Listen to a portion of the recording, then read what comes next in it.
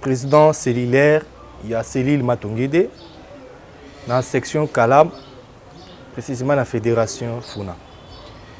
Oui, monsieur Frédéric, vous êtes président de l'émission Banamboka. Ninibino Boyambi, comment vous avez reçu l'information de l'arrivée des troupes ougandaises dans notre pays? Merci, mon Amboka. Je tiens à vous dire d'abord un grand merci. C'est un honneur pour moi. Dans ce pays, pour éclaircir parce que souvent il y a trop de mensonges et d'amalgames. Nous sommes là pour tout solo là et puis tout la vérité, rien que vérité. D'abord, dans un cadre, il y a parti et nous avons l'obligation de faire passer le message na Banamboka pour bien communiquer sur ce qui est en train d'être fait. Oui, au Tuninga, comment nous avons réussi? Présence, il y a troupes ougandaises na Mboka na biso. Et le Kalibosse, il faut que le chef de l'État loba une chose et que le salut du peuple est la loi suprême. Alors, Mokozamboka Lakaki, Bana Ituri, Bana Nord Kivu, la paix, rien que la paix. On a besoin de Koliate, il faut tolia toujours lia tété. On a besoin de kimia. Alors, pour la cause de kimia, il y a des prix qu'il faut payer. Alors, c'est ainsi que le chef de l'État résoudre que la solution possible que apporter kimia dans l'Est, il faut tomber mango, bien sûr, avec beaucoup de prudence pour que après kimia, to créer sous incident. Il y a des troupes ougandaises dans STRDC. Mais il faut aussi bien préciser, il y a une volonté chef de l'État. Député, élu légitime du peuple congolais, il y a des provinces où ils ont concerné l'état de siège. Il y a proposé qu'il y ait coalition, il y a une force entre notre armée et l'armée ougandaise. Bolanda qui récemment, ministre Yaesi Moïndo Nzangi, c'est l'une des solutions où il a proposé qu'il peut Kala. Parce qu'il faut que l'ADF tire origine à Ouganda. C'est-à-dire entre l'armée ougandaise, Nabiso, tous un ennemi commun qui est l'ADF. Ou sans pitié. Mais il faut aussi préciser une chose. Parce que tous l'amalgame dans les médias. Et sans oublier que vous êtes en train de jouer le jeu de l'ennemi. Il y a eu à peine la révélation de Salemaki. Les ennemis ont créé un groupe WhatsApp, ont créé des médias où chaque fois qu'ils font des tueries, ils ont beaucoup plus que ce que le FARDC est en train de réaliser sur le terrain. Alors c'est ainsi, au moins, nous avons toujours joué à Munguna, toujours ébatté. Souvent nous parlons beaucoup plus sur ce qu'ils font. Alors que récemment, il y a des jours, je crois, Bolandi porte-parole à FARDC le dit bien. Qu'avant l'état de siège, l'ADF contrôlait près de 750 km. Il y a parti, il y a Nord Kivuna, Ituri. Mais aujourd'hui, 6 mois après, vous allez constater que l'ADF ne contrôle même pas 5 villages. C'est-à-dire qu'il y a des avancées. Mais wana tokolobele langote. Wana, on s'était. On est là juste pour vulgariser ce que l'ennemi fait. Batuero azo sala.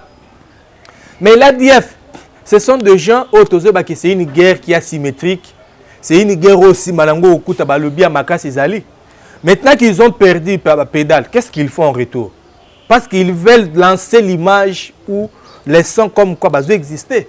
C'est pourquoi vous verrez un mouvement bazo sala, ils sont tentés de se déplacer, soit comme la province on le pakala, ils trouvent de paisibles citoyens, assassiner quelques 5-10, filmer, ils prennent des images, balançant.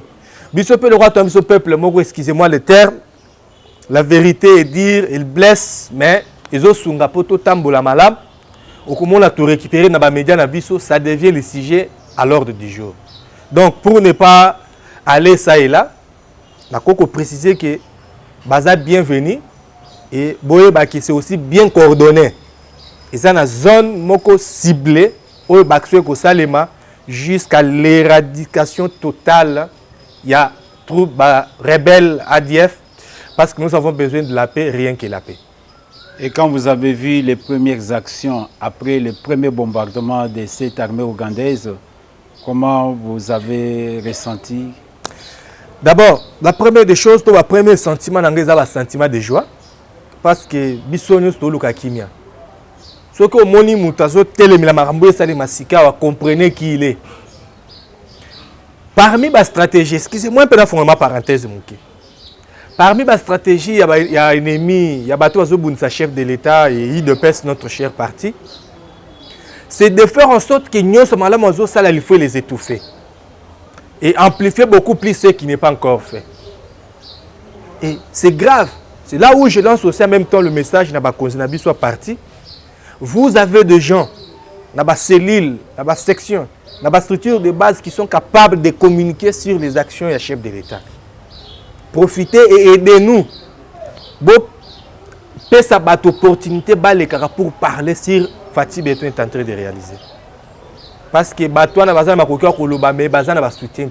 Je lance ce message na CG Augustin Kabouya et Rachid Mouba parti aider ceux qui sont partis à bien communiquer. Makambo et Salemi. Sobolandi tant ba beti, c'était d'abord comment nous avons parlé. L'ADF avait déjà compris qu'il y a une action concertée. Faki Salem. Qu'est-ce qu'ils ont fait?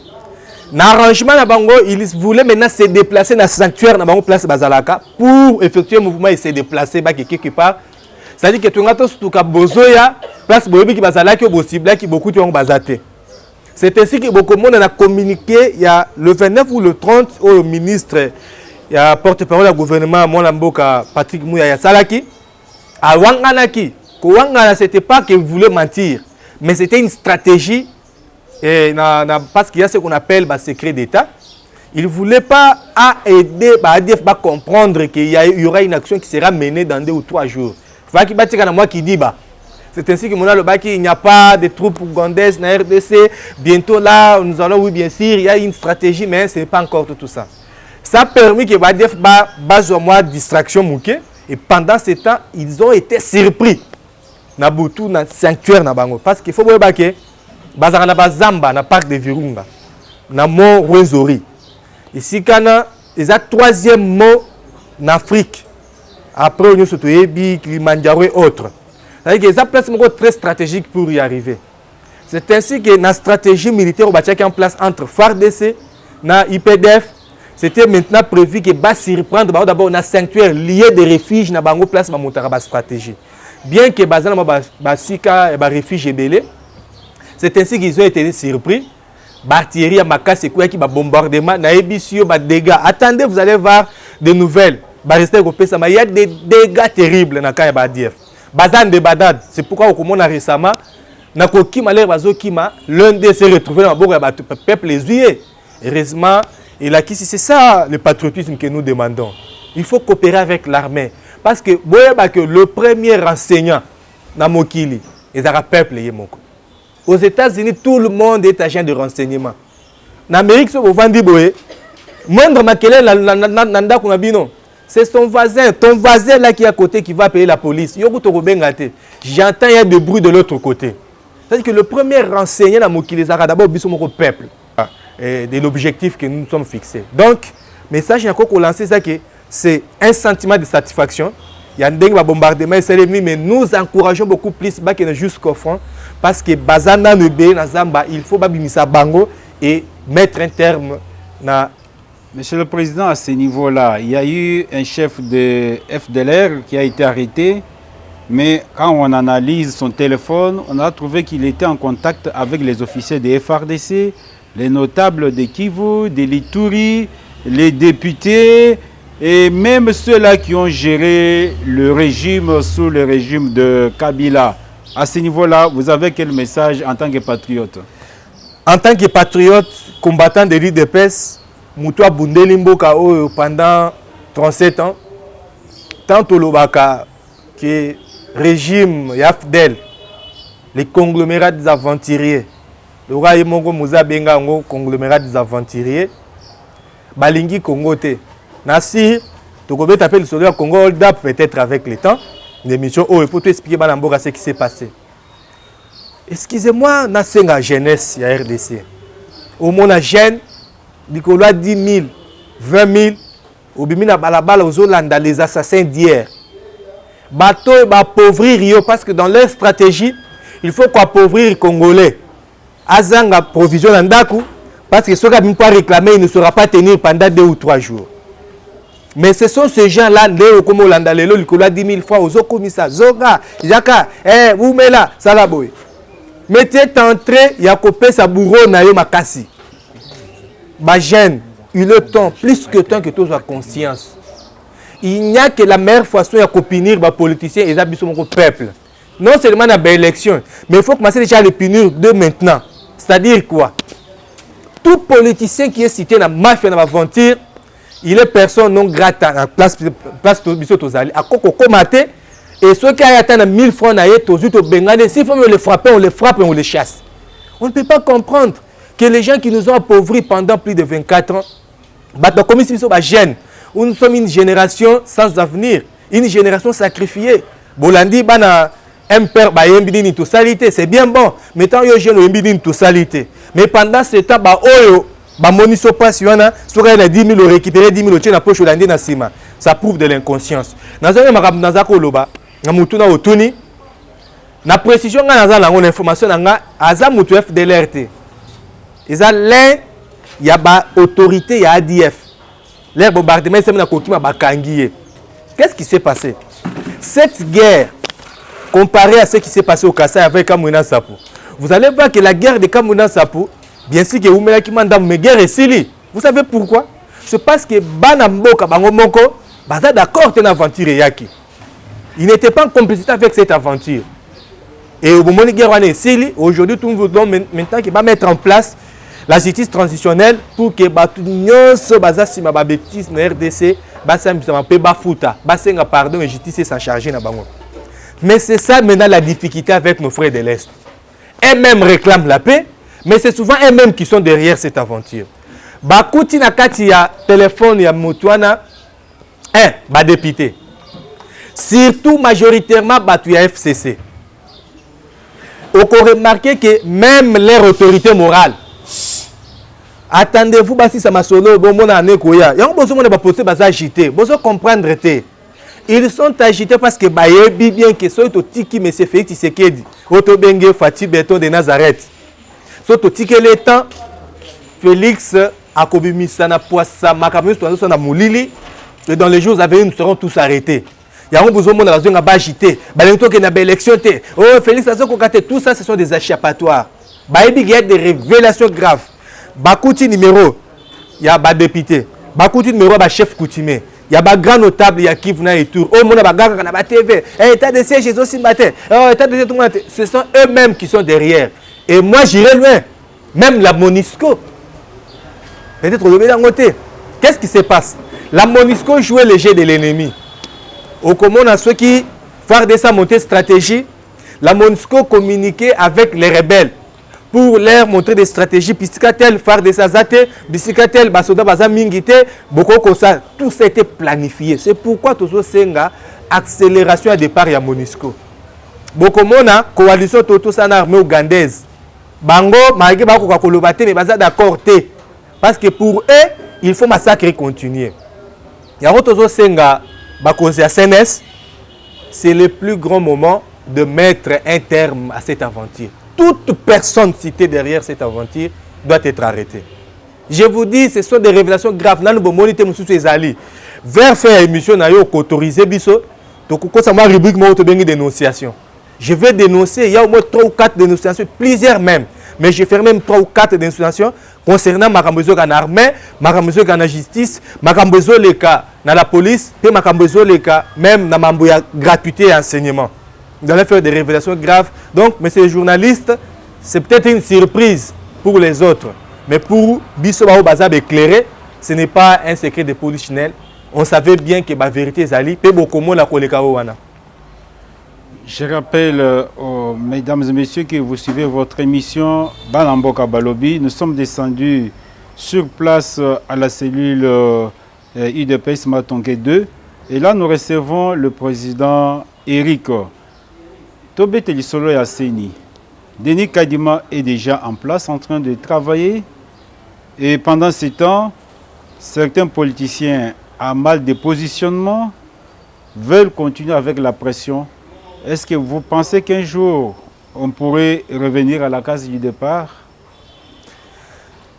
Excusez, Naloba, c'est de la peine perdue pour Nabam. C'est de la peine perdue parce qu'il faut d'abord expliquer le contexte à Makambo Tundenge Bandar. Depuis le président Félix Azo pouvoir, chaque fois qu'il veut poser un acte, Azo se retrouve face à une résistance. Mais na kolinga pe na tia bat na défi botangela kaka acte moko président Fatia posa et puis a rétropédala ezate. Au moins ordonnance concernant Makamba Jekamine. Batu bate pas te power. Cette ordonnance est entrée en vigueur. Batu ba mo sa musala. Au moins ordonnance, il y a batu cour constitutionnel. Batu cour constitutionnel bazana. Donc c'est de la peine perdue. Mais parlons un peu des Kadima et reste. Vous savez, la politique, tant au Lobaka, Kwanga Tikela Bateke, c'est ce qu'on dit, non? De Bakolo Kwanga. Mais puis, peut-être la politique Tikela IDPS. La politique, c'est un apostolat. La politique, ils ont besoin de autant de diplôme. Mais non, c'est un appel. Il faut être un initié. Si tu n'es pas un initié dans la politique, tu peux être docteur, tu peux être qui que ce soit, mais tu vas commencer à réfléchir comme tout bon intellectuel pour ne rien avoir à la fin.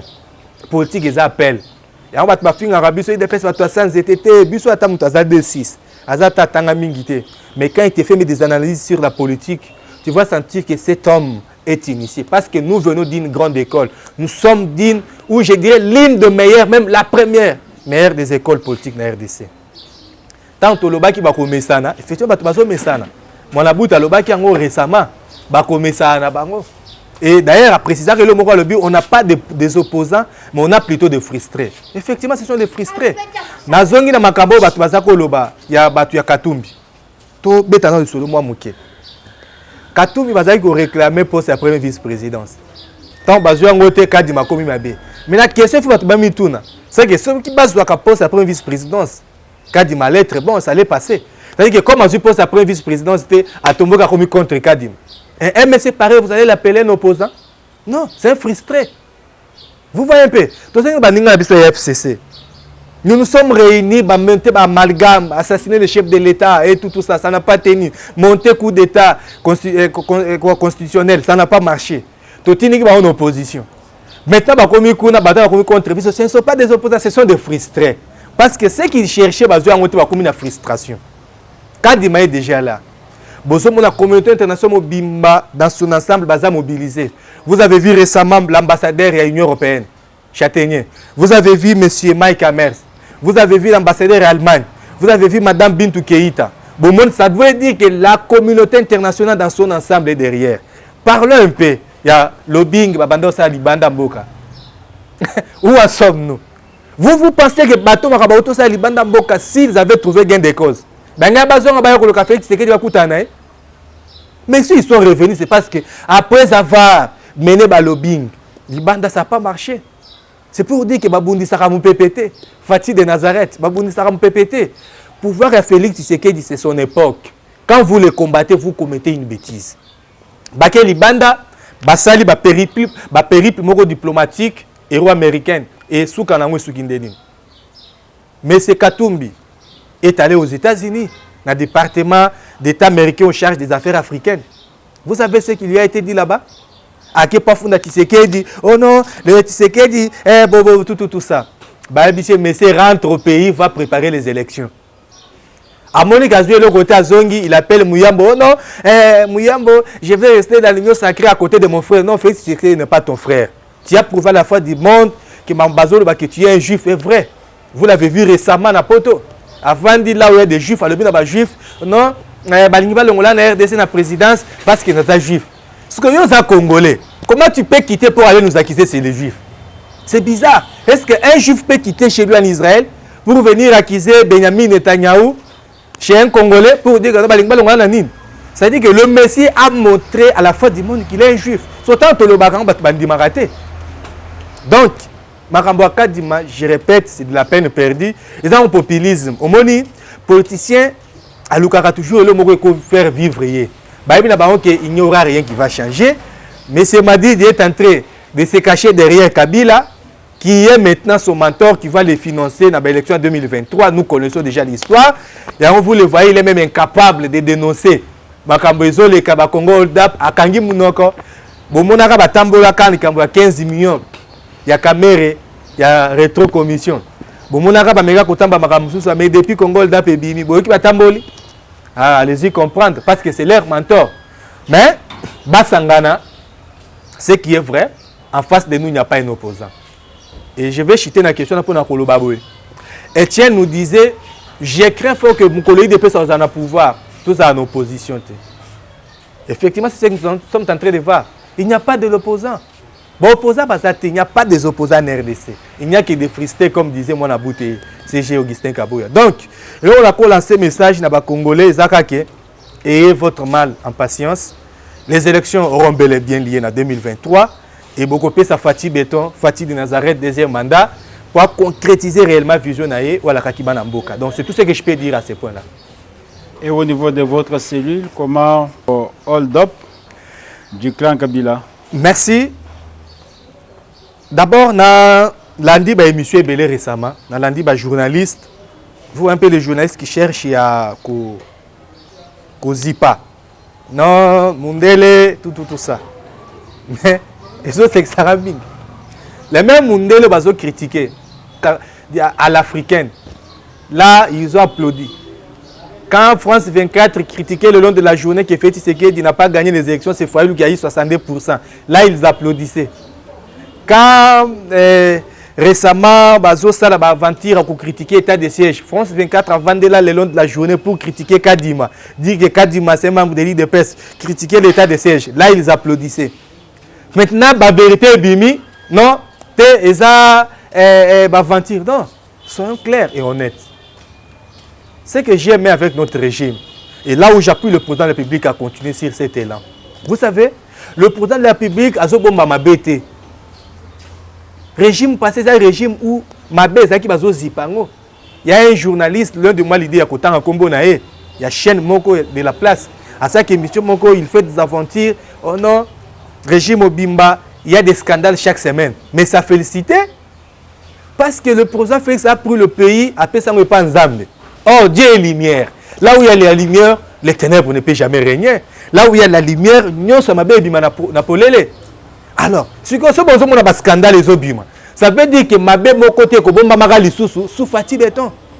Vous avez vu un président Azo lancer lutte acharnée contre la corruption. Chaque jour, chaque semaine, il renforce l'IGF. Et là, c'est l'occasion pour nous, en tant que président cellulaire, Yamato Ngede, avec toute ma cellule, il a coupé ça un coup de chapeau dans mon amboka Gilles Linguette. Hein? Mikolo, il a traqué Bango. Traqué Bango, il faut former tout le monde. Place à Bami, des années en prison. Congo Hold Up, Nayoki Batbazo ça l'amalgame. Mais ce n'est pas un secret de polichinelle. Si c'est là pour les autres, mais pas pour les uns. Au Moni, 43 millions et demi pour na égal, 33 millions au total, 77 millions. Récemment, la vérité, je bimi sur ma péage. Na évité ce pour Hollandais, 700 millions. Du soleil, mon sous ces ans, il y a 800 millions de sous, il y a des élections. Il y a 2011 et 2018. Donc, bon, les arrêts, dans cela, il y a HJ Hospital. Bon, dans cela, il y a Foner. Il y a FPI. Bon, dans cela, il y a Sidwal. Entreprise, il y a autorité morale. Donc, ce moment, moi, je suis Sifa. Moi, je suis déjà patron, je suis déjà dans l'entreprise. Donc, à cet âge, là, je suis dans l'entreprise. Dans petit Nabiso musée. Il n'y a pas d'entreprise. Mais ce n'est pas, on ne peut pas s'étonner de la Kabylie. Quand on disait que la Kabylie a détruit ces pays, si pour les autres c'est de la blague. Mais il y a des pays où, si tu as une soupçon de corruption, tu dois démissionner si tu occupes des postes. Mais au Congo, c'est devenu une habitude, c'est devenu normal. Quelqu'un peut rester comme ça parce que les ridicules ne tuent pas. Moutako détourné, il est à l'aise, il passe dans des médias. Monsieur le Président, il y a des conseillers du président Félix Antoine qui sont cités aussi dans ces rapports de Congo Hold Up. Et qu'est-ce que vous en dites? Je suis au courant. Je suis au courant. Mais c'est là où j'apprécie beaucoup l'attitude de notre parti. Bissot encourage à la bêtise. Vous avez vu récemment avec monsieur l'ancien ministre de la Santé, c'est qui? Eteni. Eteni. Nous, au sein du parti Tilelo, la base de l'IDPS n'est pas d'accord, on a dit libérer. Un voleur, sa place, c'est à la prison. Le mal reste le mal, d'où qu'elle vienne. Même ceux qui ont été par l'IDPS, nous devons condamner. Est-ce que nous allons dire parce que c'est un conseil de Félix Tshisekedi, il faut te mettre dans Mambogo? Non. Tout conseiller qui sera cité dans cette affaire, si c'est prouvé noir sur blanc qu'il est derrière cette aventure, sa place, c'est à la prison. Excusez-moi un peu dans le Balikamo, quoi. C'est là où je demande au procureur, il y a cassation. Non, s'il vous plaît, monsieur le procureur, l'état des droits, c'est la primauté des textes. Nul n'est au-dessus de la loi. Chacun est censé respecter ma règle. Mais on ne vous comprend pas. Gilles Linguetti a envoyé beaucoup de dossiers par Nayo, mais jusqu'à preuve du contraire. Vous avez de l'autre côté. On a comme l'impression que, ça veut dire que la manière dont vous avez comment on peut l'impression comme si c'est une justice manipulée. Or, Fatih de Nazareth a Pessibino champ libre d'être à l'aise, de travailler sans pression politique. Mais il y a des dossiers que vous avez reçus, dossier à Sénaref et Elakio, dossier à Makambo Bele, dossier à BGFI Bank, on recevra déjà rapport depuis mois de mai. Sénaref et comme Elakio. Mais qu'est-ce que vous faites? Vous allez la silencier, mais pour payer ça, politicien, opposant gaz, mais Makambo Minen est grave. Bon, peut-être on peut comprendre, parce que ce sont ces anciennes amies du FCC, ils étaient dans une boîte. Si vous vous sentez incapable, faites comme l'ancien procureur Yakou constitutionnel, j'ai oublié son nom, qui a démissionné. Benoît Lombois. Et les autres, quand ils se sentent que non, je suis incapable de juger mes anciens collègues, mes anciens camarades, qu'est-ce qu'il a fait? Il a démissionné. Il a demandé au président de la République, Excellence, si vous vous sentez incapable de juger tout le monde, retirez-vous. Parce que nous avons besoin de voir une justice pour tout le monde, pas une justice sélective pour donner de l'argument aux opposants. Le Bakeno, état des droits, ce n'est que la masturbation, quoi qu'il soit. Non. Nous voulons que tout le monde subisse la rigueur de la loi. La rigueur de la loi, mais entre-temps, la grâce présidentielle a fait libérer Willy Bakonga. Faux et archi-faux. Faux et archi-faux. Vous êtes quand même au courant. C'est là où j'aime beaucoup mon président. Excusez les fanatisme. Fatih Beton, ceux qui m'avaient bimi, il condamne. Oui, aux assir, que le directeur et prison Makala a suspendu. Parce que là où maintenant aussi, nous sommes tous ces limités à suspendre Moutouté. Il faut Bakangaya qui n'est pas Makala. Il faut qu'il y ait remplacé Bakonga. Parce qu'au moment où je vous parle, Bakonga est en Suède. Vous voyez maintenant, à qui n'est pas autant de Soukoyate, des mots à Chapua. Donc, nous condamnons ce genre de comportement. Et d'ailleurs, ils ont fait nous avons balancé dernièrement dans les réseaux sociaux, soit disant Christian Tshisekedi, Moutaza Simama Kambwana, il y a des négociations qui na Willy Bakonga, pour Willy Bakonga, la qui est immeuble, moko na juste qui na ma campagne, soit petit immeuble, il y a comme ça, bimisable, c'est faux archifaux. Ça, c'est une aventure. Tout le monde qui est derrière cet amalgame, il faut Bakangaï à qui est dans la prison. Willy Bakonga ne répond à aucun des critères au Bako grâce présidentielle. Bomoni ministre de la Justice a Sengi Willy Bakonga Zonga. Pour moi, que c'était une aventure, si c'était vraiment grâce présidentielle et que l'ordonnance de Tchaki Kombo n'a réellement régulier, procédure à respecter, il n'allait pas fuir. Mais pourquoi Hakim? Hakim parce qu'il a mis la fraude. C'est pourquoi tout le monde doit être interpellé, suspendu et mis à la prison, sans même tergiverser là-dessus. Monsieur le Président, les problèmes des surgelés, où est-ce que nous en sommes? Merci. Na sepeli mingi. Nalandaki aventure moko récemment na réseaux sociaux. Tant babelo ko kiti na matadi batu balobi, hein, il y a un ami a sali moi théâtre moko alobi. Ce que tikali batu na biso mais ba pio deye so wapi matembela kolia nango. Hein? Nous sommes dans un pays où ce qu'on résout le problème au babimiso le musus. Ah, au salaire que me casse pas au salaire haute. Hein, c'est comme si le mal au Esami Namboko pendant plus de 50 ans, vous demandez à Tshisekedi de résoudre ces problèmes dans 3 ans. Ça, c'est encore de l'amalgame. C'est un discours politique. Avant de répondre à problème, Biso to une opposition, to sali 37 ans dans l'opposition. Nous avons l'expérience dans l'opposition. Nous connaissons bien comment on pousse un régime à la faute.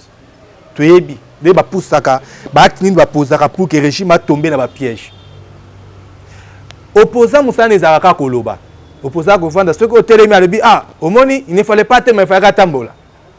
Ce que là, il ne fallait pas là, il fallait qu'il y ait un télém. Donc, opposant Zaka, il dénonce. Même là, il voit que là, Makambo a scindé, il fallait qu'il il faut dénoncer, car c'est ça la politique à la congolaise. Chez nous, il faut critiquer tout. Ouais, madame Bazo, ça, il faut l'étouffer, comme ça, on est maintenant dans la saleté. Et je mets quiconque n'a défi, personne au monde ne viendra pour résoudre les problèmes à Batunyo sur Yakutaki n'a 5 ans, même pas dans 10 ans. Comme bref, aux États-Unis, chaque fois il y a des présidents. Mais ça, c'est développé, non? Mais pourquoi on vote des présidents? On pouvait se dire que notre président Moko éternel, parce que c'est au Bonga. Mais il y a des présidents et des campagnes. Ça veut dire que c'est supposé que l'homme étant un animal insatisfait, il y aura toujours des problèmes. Mais au moins, on peut tout abîmer. Au lieu de féliciter le président fait ce qui est déjà fait et cherche à condamner pour voir ce qui n'est pas encore fait. Bassir Gelé essayé, plus de 1130 ou 100 quelque chose de tonnes, et c'est qui t'a qui déjà dans ma tadi. Il y a 10 000 tonnes de coquitandéens, 10 jours. Au moment où je vous parle, si vous constatez bien dans la ville province à Kinshasa, vous commencez à conteneurs, moi vous monter déjà dans le point chaud, dans le Tchangou déjà Ezali, ah on a Ezo déjà Ezali, bientôt là bisopé na Kalame Kokoma. C'est une politique. Et là aussi, j'encourage les chefs de l'État, évitons de trop promettre. Soyons beaucoup dans l'action. Hein? Tu vas se proposer des actes. Comme bientôt là, beaucoup de monde a usine, moi, à l'Embaïm. Hein? Souka na usine. Ou qu'on desservir au moins une affaire, il y a 6 communes à la province à Kinshasa, la ville province à Kinshasa. L'usine Nouana, il y a l'Embaïm, c'est déjà fini. C'est une usine ultra moderne. Moutouaïga a 3 ans, Batoubassala a 24, 30, 32 ans. Batongela biso usine te Moutouaïga a 3 ans, azotongela biso des usines modernes pour que Mabona Kinshasa mai abou piande balobaka na bakinois. Donc ba CGL ça déjà banamboka bientôt ba kokabola on a ba conteneur partout, beaucoup banda ko somba na vu le prix des social boluka rapport na Congo quand on parle de social même gratuité ba mona ngote pona ba social les akolia. Comme vous pensez que le social c'est manger, bientôt la biloko zokota masango pe akanya makase c'est l'homme sous belé zokota kota déjà, c'est-à-dire que bisika ba conteneur ne kozala na politique on donne information na zanango, on va commencer en même temps vendre ba surgelé na ba masango ezala na si bana mboka ba ko fêter na bonne année o ya kotumba ba kotumba ya kotokisa ba kotokisa. Donc to comment sous place opposant kolega pour le bela pour discours etikala ka bato bazolia te. Émission Bana Mboka Balobi, découvrons ensemble les dénonciations avec le président de la cellule IDPS Matonga 2. Merci. Dans la rubrique on a côté à dénonciation, je vais parler un peu de 3 ou 4 dossiers. Et ça moi belé mais je vais énumérer quelques-uns. Premier dossier, nazo senga na ba service à sécurité à Mokonza Mboka, même na Bougoumé Sakalam, na ministre na biso intérieur, moi na Mboka l'actuel ministre à l'intérieur c'est Maître Asselo. Au moment où je vous parle, na évité ceux qui garage, la police a un garage qui place à Bomsara Mituka nae. Ils ont la Mutuka monga la police ils ont stationné à Maya Kalam. Ça fait maintenant presque 2 mois na observé pour natala mouvement la bango. Batiki angwana et vandi André Koufi. Na distraction au comment na bou balimisango ba changer couleur et qui na okande. Ministre intérieur a on a Maya Kalam précisément entre Bokuma na Bolia na katikati wana na Maya Kalam. Biso toza enseigne biso na Bokuma awa s'il faut venir boya to la kisabino na kenda ko s'informer aux na panne mais na mituni so mutu ka la police eza na panne est-ce que eza na Maya Kalam de ba ko tika ngo to faut ba ke tika na garage. Première dénonciation. Deuxième dénonciation, eza na école moko Sainte-Anne. Gratuité enseignement. Tantôt ba catholique a bondisa gratuité ba to zone du matin. De mon boto mon aventure et auto leka. N'arrivé à chef de l'État, il y a eu des gens qui ont été montés pour assassiner Mokonza Mboka aller tokenda ya ben aéroport. Bato na baza arrêté. Baza déjà na ba audition, ba révélation grave. Tebi que soto misango sika bokolo ba non, ils ont manipulation, ils ont acharnement. Mais bientôt vous allez voir, c'est pourquoi bon monde va s'agiter, ba komi ote, to kolanda susu ba opposant na simate. O to zongi to ni makandima. Ba yebitina. Bon mitunité pourquoi bato baké kokuta na bango bomona ki conseiller chef d'état en charge en matière de sécurité. Bozo boulé kakate, ba komaki kuna pona olukani. On pouvait envoyer le directeur parce que c'est lui qui représente la présidence. Mais pourquoi place la directeur batiner bino conseil ma chère de la sécurité? Bogoye batosana bino. Ça c'est l'idée de PES, babounsara mon PPT. Les kamnangana le bas directeur il y a école on a Sainte-Anne. De tout le bien l'église catholique a zobundi sa gratuité, pas l'église mais précisément quelques évêques. Il y a zofouti sa bana mbongo ya inscription. Au moment où je vous parle, à la prochaine saute organisée, monsieur n'a pas eu audio na ba image. A foot ici, moi na moko azoko kotanga te parce qu'il faut foutre $50 pour s'inscrire. Une école maternelle, ils appellent pardon, une école primaire, ils appellent maternelle te, ils appellent secondaire to humanité te. Primaire, ba $50. Encore grave. À part yeza bana msuba para ba fouti ba $180 rien que pour l'inscription. Au-delà de ça, na évité ce qui ministre Tony Mwaba, tam sous au salaire on peut éviter, il faut informer biso poto yeba. Tam sous to so ba makam to éviter. To occupé kuna na Sainte-Anne, moi ne fois fouta $20 il y a transport il y a enseignant. Faut ebisa biso ceux qui ont inscrit pe sous mbongo quelque part. Pour ba ba fouta transport ba enseignant, yebisa biso. Et ceux qui za solo ça c'est un regret grave. Comment est-ce que le ministre a autorisé c'est que gratuité zate parce que quand il dit gratuité, on a retiré la charge aux parents au bazaki nango ya kozwa en charge l'enseignant. Mais comment est-ce que na Sainte-Anne bazo senga bana $20 ba futaka pona transport ya enseignant. L'école primaire, je dis bien. Primaire. C'est grave. $50 pour mutu à s'inscrire. Depuis mo ki laissé banda. Tant ozo senga mutu $50, ça veut dire que 100 000 na to alelo. Kobaki ça $20 il y a transport à base, ça fait 140 000. C'est-à-dire que la moukou c'est gratuité, c'est que la personne a payé. Ministre Nabiso Tony Mwaba, c'est l'information qui vient de la cellule Matongede, plus précisément et pas Eric Dibenga qui est le président cellulaire. Moi Nabou TC chez Augustin Kabouya, je crois que vous aurez l'opportunité de la émission. La présidence, c'est vrai et vérifiable. Bota la batwazo torpiller, réforme menée chef d'État Sali, qu'on a dans Sainte-Anne. Troisième dénonciation. Et ça m'a camboisé le aéroport. Pour l'aéroport, il y a dit plus précisément dans le salon présidentiel. Tant que koloba ote to zoloba, ote to yini batu et acharnement, on a besoin d'attaquer batu ba outi poto. Mais c'est la vérité. Il y a un groupe de gens à la présidence, plus précisément en connivence na ba bazana na chara automobile, bazo négocier kana batu bazana na salon présidentiel kuna. Batie cop moko za marché, cop les anines. Yonde ngeza bosoko yiba $, to zane paka moko sana Congo, lingo ki sa balar mo boyo bimisa ngo libanda. Yoko u côté pate pana yote kopeza nango simple. Négocier na batu bazana présidence, c'est ça na circuit mobimba. Kuna mbongo ozo futa soko futi muke mingi c'est $50 000, mais c'est souvent banda 100 000 mata. Yo futa bango là, bakozwa mutu kama na présidence yo regezela bango avant que l'aéroport se badara je crois. Avant l'aéroport se badara. OK.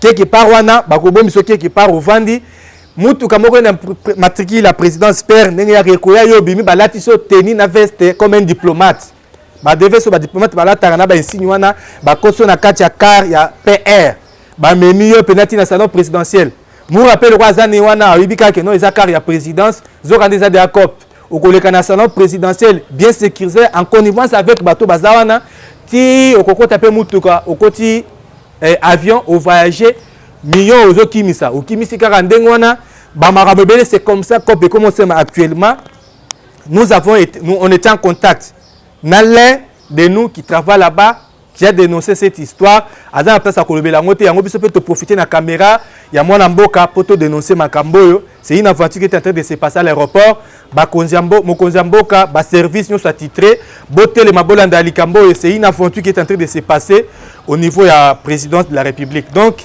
moi 3 dénonciations, le reste on pourra en parler dans nos prochaines émissions. Merci.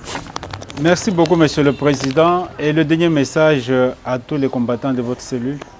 Bon, encore dernier message, non, parce que Tokozala Kaka, on aura toujours l'opportunité de parler. Le message de Kozala Kaka.